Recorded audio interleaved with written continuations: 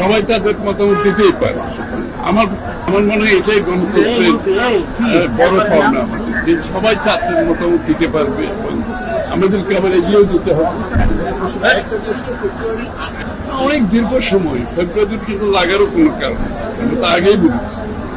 সুতরাং আমরা তো ডিসেম্বরের মধ্যেই এসব সমাধান করে নির্বাচনের কথা বলছি, সুতরাং ফেব্রুয়ারি আরো দীর্ঘতম সময়, সমস্যা নেই। এটা হচ্ছে আমাদের, আমরা তো দ্রুততম সময় নির্বাচন সবসময় ডিসেম্বর মধ্যে সম্ভব, সেটা ফেব্রুয়ারিতে গেলেও তেমন কোনো বড় সমস্যা নেই। আর যেখানে একটা আমি তো বলেছি, যত বেশি আমাদের মধ্যে ঐক্যমতের মাধ্যমে আমরা সিদ্ধান্ত নিতে পারবো তত জাতির জন্য তো ভালো। যে আমরা ঐক্যমতে এসেছি এটাই তো বড় কথা। এবং সব সিদ্ধান্তে একটা ঐক্যমত থাকলে, যে স্বৈরাচারকে আমরা বিদায় করেছি, ফ্যাসিস্টকে বিদায় করেছি, এবং সেই জাতির প্রত্যাশা পূরণে অনেক বেশি সহজ হবে। সুতরাং আমরা চেষ্টা করবো যেখানে সম্ভব, যত বেশি সম্ভব ঐক্যমতের পরিপ্রেক্ষিতে সিদ্ধান্তগুলো নিতে। আমি তো আগেই বলেছি, প্রত্যেকে তাদের মতামত দেওয়ার অধিকার আছে। নির্বাচনের দিনক্ষণ যখন নির্বাচন কমিশন ঘোষণা করবে, নির্বাচনের দিকেই তো যাবে স্বাভাবিক। সেটাই তো জাতির আজকে প্রত্যাশা, জাতি একটা নির্বাচনের দিকে দ্রুততম সময় গিয়ে আমরা গণতন্ত্র উত্তর ভোট প্রদর্শন প্রক্রিয়া শুরু হবে।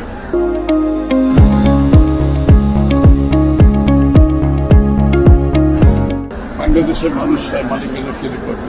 সুতরাং নির্বাচনের যখনই নির্বাচন কমিশন নির্বাচনের দিনক্ষণ ঘোষণা করবে, স্বাভাবিকভাবে জাতি নির্বাচনের সেই টানেলে প্রবেশ করবে এবং সেদিকে এগিয়ে যাবে।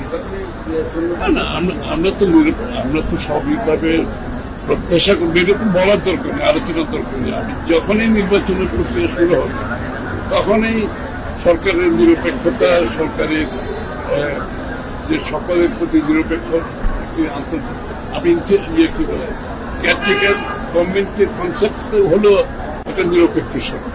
সুতরাং সেই প্রত্যাশা তারা পূরণ করবে, আমি নিশ্চয়ই সেটা বিশ্বাস করি।